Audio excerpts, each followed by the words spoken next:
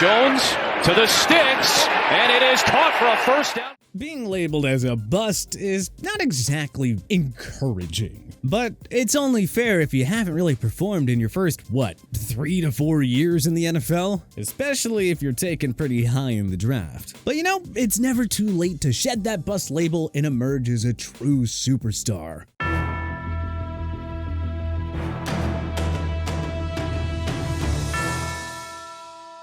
The saying better late than never applies to many aspects of life, and it's no different for NFL players. Take the case of Steve Young, who went from all-time bust in Tampa Bay to a legend in San Francisco, or Kurt Warner, who went from afterthought around the NFL to a franchise-changing rock star for the Rams. There are several active NFLers who haven't met expectations up to this point of their career, but there are reasons to believe that they'll finally break through here in 2023. Without further ado, let us dive into 10 NFL players who can erase the bust label in 2023. And hey, a big shout out to ECS1342 for suggesting this video. Jordan Love. The shock of the 2020 NFL Draft came when the Green Bay Packers traded up to snag Utah State quarterback Jordan Love at number 26. They already had Aaron Rodgers at QB and could have used help at receiver.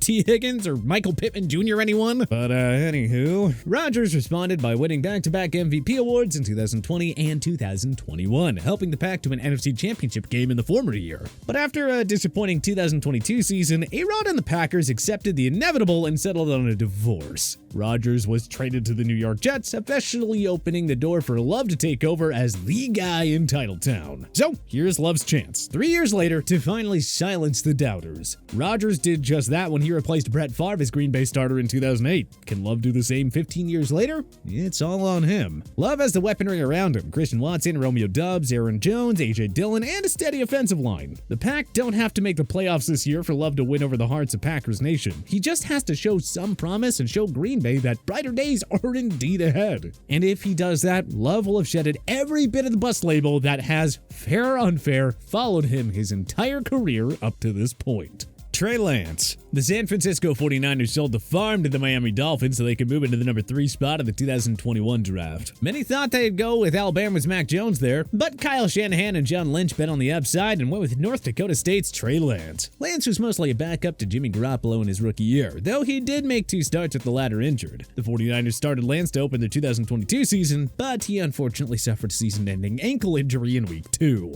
11 weeks later, Garoppolo suffered a season-ending foot injury. Third stringer and Mr. Irrelevant Brock Purdy stepped in, won all 5 regular season starts, and guided San Fran to the NFC Championship game. Purdy then tore his UCL in that game and required surgery. As insurance, the 49ers signed 2018 first-round pick Sam Darnold. It's not quite a 3-way horse race for the 49ers starting QB job, but it's pretty darn close. Purdy should be the front runner, but he has to prove he's healthy and show that 2022 was not a case of beginner's luck. If he cannot do both, well, then the door is going to be open for Lance to step in and take the starting reins. And if he does get the chance to start, maybe this is the year that Lance finally breaks through. Look, maybe it's not fair to label him as a bust right now, but the fact is, the 49ers won with Purdy and Garoppolo. Lance has to stay healthy and hope for his opportunity. With Deebo Samuel, George Kittle, Brandon Ayuk, and Christian McCaffrey serving as San Fran's go-to weapons, Lance would be in a great position to dominate early and often. This is one last chance for Purdy to shed the bust label as a 49er. Otherwise, he'll have to try and shed it elsewhere in 2024. Zaya Simmons. Remember when Simmons was supposed to be one of the biggest sure things of the 2020 NFL Draft?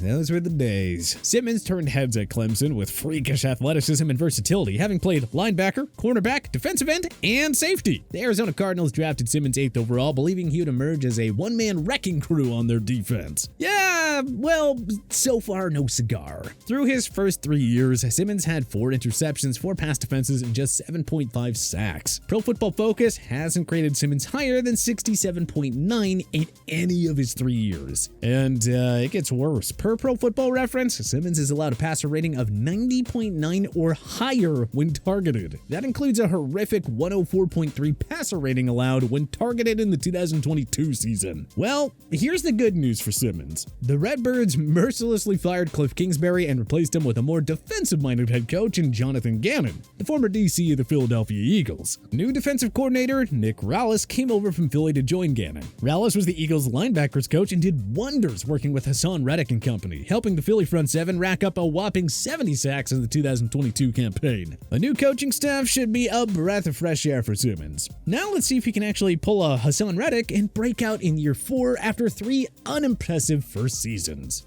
Elijah Moore. The New York Jets drafted Moore 34th overall in 2021, hoping that he would immediately serve as a playmaking weapon for rookie QB Zach Wilson. Moore showed promise as a rookie by tallying 43 receptions for 538 yards and 5 touchdowns despite missing 6 games. The Ole Miss product, however, became a victim of the sophomore slump and finished with just 37 catches for 446 yards and 1 touchdown despite playing in 16 games. A disgruntled Moore requested a trade and was sent to the Cleveland Browns along with the number 74 selection in the 2023 draft for the number 42 pick. After having to catch passes from Joe Flacco, Zach Wilson, and Mike White, Moore now gets to join an offense led by Deshaun Watson, Amari Cooper, and Nick Chubb. Watson had a miserable first impression in Cleveland. You gotta think that the rust is out of the way and that he'll be maybe a little bit better in 2023, and with Cooper drawing most of the attention from opposing defenses, Moore should be able to generate more winnable matchups. Moore's skill set was never in question. It was a matter of finding the right system for him. And the Jets just weren't the place for him.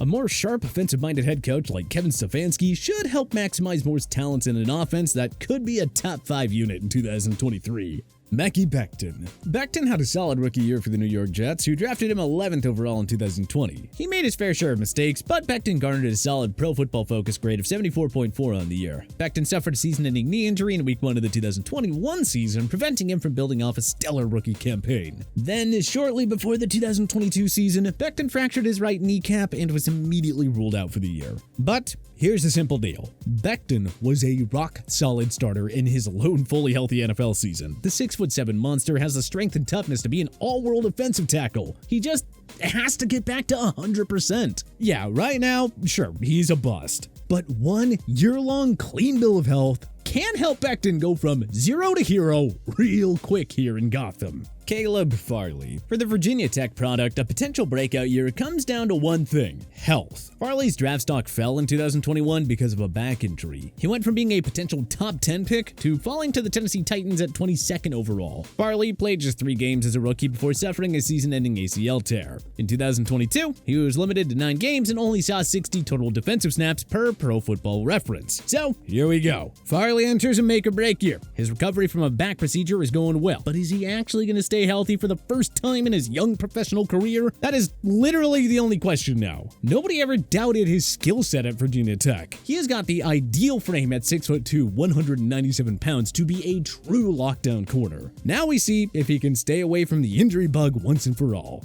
Clelin Ferrell. The Oakland Raiders shocked everyone when they reached for Clelin Ferrell with the number 4 pick in 2019. Nobody except the Raiders apparently viewed Farrell that high. Making the pick more strange in hindsight? Well, John Gruden and the Raiders never seemed to really trust the Clemson defensive lineman in the first place. After playing in 66% of the team's defensive snaps in his rookie year, Farrell saw that number drop to 64% in 2020 and to 24% the following year. He didn't start any games in 2021 and only started 4 altogether in 2022. The Raiders moved on from Farrell after a disappointing 4-year run that saw him post just 10 total sacks over that period. Farrell signed with the 49ers on a 1-year deal in 2023 free agency, so now he joins the NFL's best defense in 2022, led by Nick Bosa, Eric Armstead, Fred Warner, and potential breakout star Drake Jackson. Farrell is in good hands with all that talent around him, and in a top-tier coaching system led by Shanahan and new DC Steve Wilkes. With Bosa supplying all that attention, is this the year that Farrell puts it all together and emerges as a game wrecker? Don't fully bet against it. This is the ideal landing spot and system for Farrell to fully discover his potential at the NFL level.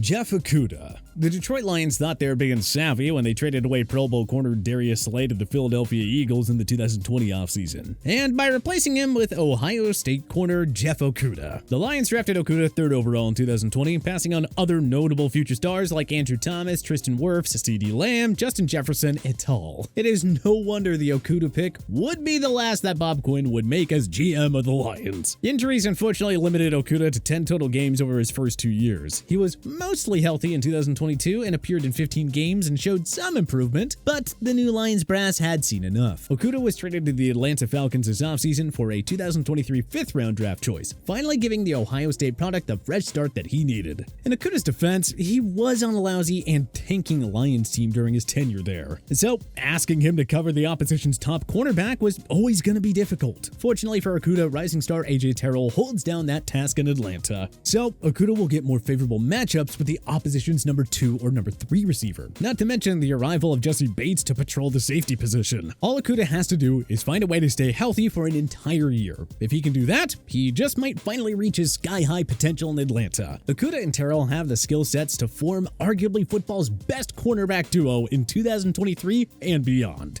Rashad Bateman. Despite missing 5 games as a rookie in 2021, Bateman finished with a respectable stat line of 46 receptions for 515 yards and a touchdown. Unfortunately, the injury bug struck again and limited him to 6 games in 2022. Bateman has been impactful when on the field, but the problem is that he hasn't seen a lot of action. Like other guys on this list, it comes down to him being healthy. The Ravens brought in Todd Monken to replace Greg Roman as offensive coordinator. They drafted Zay Flowers and signed Odell Beckham Jr. and Nelson Aguilar, strongly suggesting that the club will transition to a more balanced offense. The 6'2", 210-pound Bateman could easily emerge as Lamar Jackson's top wideout if he can just stay healthy. Mark Andrews and OBJ will of course command most of the attention to begin with in the passing game anyway. If Baltimore really trusted Bateman, they wouldn't have used a first-rounder on Flowers. It's now up to Bateman to show he belongs in this offense long-term. A clean bill of health will go a long way in helping him shed the bust label once and for all.